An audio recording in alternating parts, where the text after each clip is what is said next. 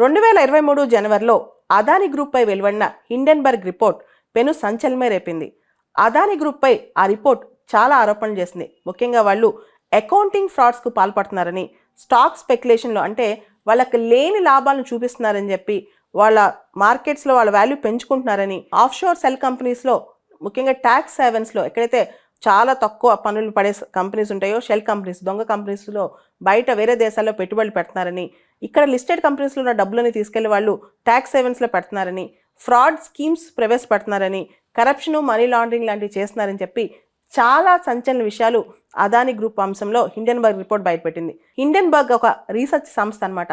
Investigative research and reporting చేస్తూ ఉంటుంది. ఇది రకరకాల స్టాక్స్ గురించి.